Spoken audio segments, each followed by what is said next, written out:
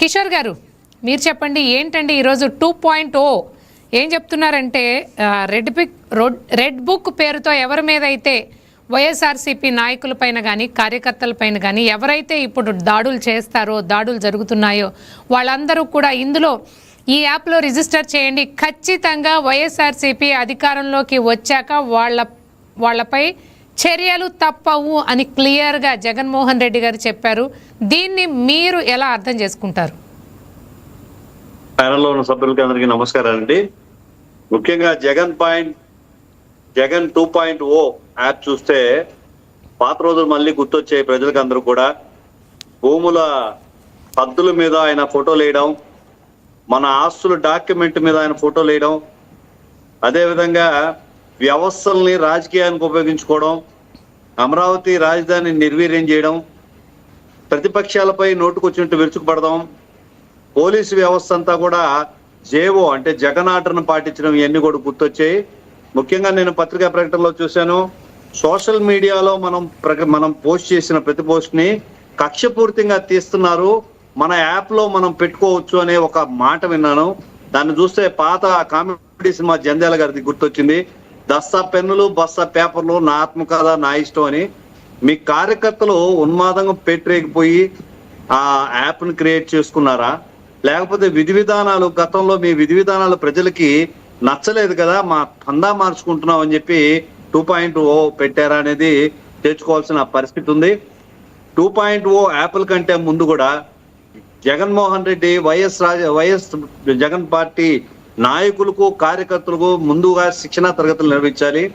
ఒక నాయకుడిగా మనం మాట్లాడాల్సిన భాష, దేనిపైన మనం స్టాండ్ తీసుకోవాలి, ఏదైనా సమస్య వచ్చినప్పుడు ఎలా స్పందించాలి, ఎవరో ఈలో కొట్టుకుంటే దానికి కులం రంగు పుచ్చి పవన్ కళ్యాణ్ గారిని పెడదామా, లేకపోతే మతంతో ఎవరైనా మభ్యపెట్టి కూటమి ప్రభుత్వాన్ని లాగదామా అనుకోకుండా ప్రభుత్వ విధి విధానాలు ఏం జరుగుతున్నాయి, గతంలో అటువంటి సమస్య వచ్చినప్పుడు మనం ఏం చేయగలిగాం, ఇప్పుడు ఏం చేయబోతాం, అప్పట్లో స్పందించలేదు కాబట్టి ఇప్పుడు స్పందిస్తామా లేకపోతే ఇకపై స్పందిస్తామా అనేది తెలియజేయాల్సిన అవసరం ఉంది. ఇప్పటికే మన జగన్మోహన్ రెడ్డి గారు కనపడే పరిస్థితి లేదు. కార్యకర్తల సమస్య ఉందా, యాప్లో పెట్టుకోండి, నేను మిమ్మల్ని కలవను. ప్రజా సమస్యలు ఏమైనా ఉన్నాయా, యాప్లో పెట్టుకోండి, నేను కలవడం కష్టం.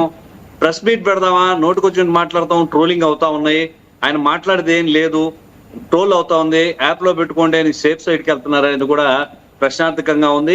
ముఖ్యంగా కార్యకర్తలు జగన్మోహన్ రెడ్డి మాట్లాడే విధి విధానాలు చూసి భయభ్రాంతులకు గురయ్యి పారిపోయే పరిస్థితి అయితే ఉంది. ఒక కొత్త రకమైన ఆలోచనతో, కొత్త ట్రాప్ అనుకోండి, కార్యకర్తలు ఎవరైతే ఉన్నారో వీళ్ళందరూ కూడా ఒక ట్రాప్ రకంగా పెట్టుకోవడంతో ఎంతమంది చేరారని మనం అనుకోవచ్చు. ఎందుకంటే నిన్న కాక మొన్న కూడా బయటకు వచ్చి ఒక చిన్న పిల్లోడు హిట్ అండ్ రన్ కేసులో ఒక మనిషిని చంపేశారంట. ఆ బిడ్డను పట్టుకొని ఆ తల్లి కూలి అతను తల్లి, ఆ వ్యక్తి చనిపోయినప్పుడు 10 రూపాయలు కూడా నా దగ్గర లేదు, కొట్టి పారిపోయిన ఒక వ్యక్తి, పాత మంత్రి అంటే మాజీ మంత్రి కొడుకు కోటేశ్వరుడు, నా జోబులో 10 రూపాయలు, మా చేతిలో 10 రూపాయలు కూడా లేదు మా ఆయన మరణించినప్పుడు అని చెప్తుంటే ఎంత బాధాకరమైన విషయాన్ని ఎంత అతి సులువుగా తీసుకున్నారు జగన్మోహన్ రెడ్డి.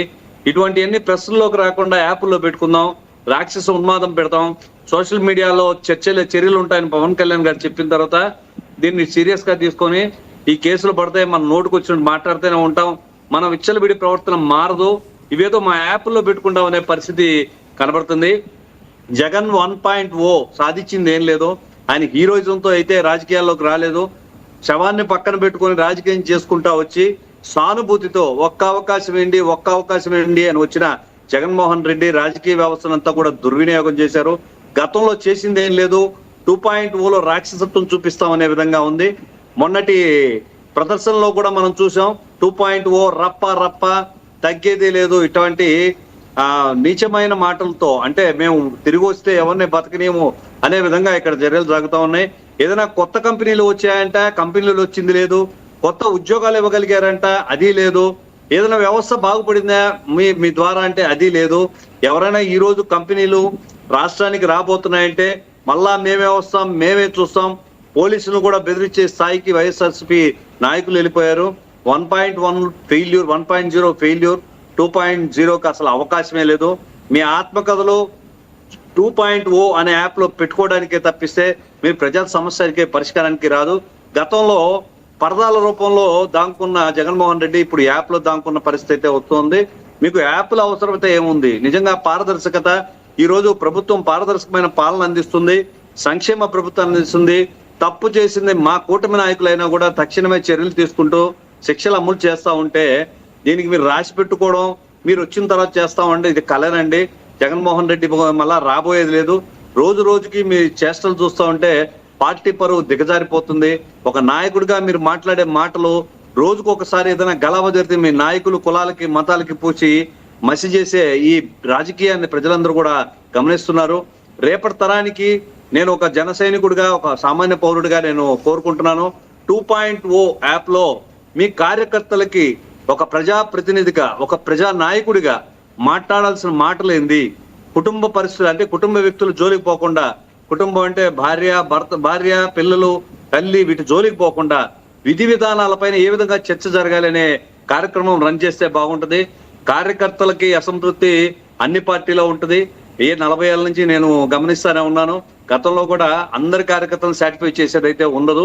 ఇది ఒక మాయం మాత్రమే. జగన్మోహన్ రెడ్డి మాటలకి బెంబేలెత్తి పారిపోయే కార్యకర్తల్ని కాపాడుకునే ప్రయత్నమే. ప్రజలు వీటిని నమ్మే పరిస్థితి లేదు. కేవలం కార్యకర్తల కోసం రూపొందించిన యాప్ ప్రజల మన్నన పొందదు. మీరు కార్యకర్తలు మీరు కాపాడుకోండి, ప్రజలందరూ కూడా కూటమి ప్రభుత్వానికి మద్దతు తెలుపుతారు అనే విధంగా ఉంది. ముఖ్యంగా 2.0 రప్ప మేము వస్తే మీ సంగతి చూస్తాం అనే వెచ్చలు విడతనాల ప్రకటనలు, విపరీత ధోరణిలో మానుకుంటే తప్ప కనీసం మనుషులుగా కూడా మిగిలే పరిస్థితి అయితే ఉండదు. దీన్ని సరిదిద్దుకోవాల్సిన పరిస్థితి ఉంది. ప్రతిపక్షంలో మనం చేయాల్సిన పాత్ర ఏమిటి? ఒక ప్రభుత్వ అభివృద్ధి విధానాలు జరుగుతుంటే మనం దేని గురించి ప్రశ్నించవచ్చు?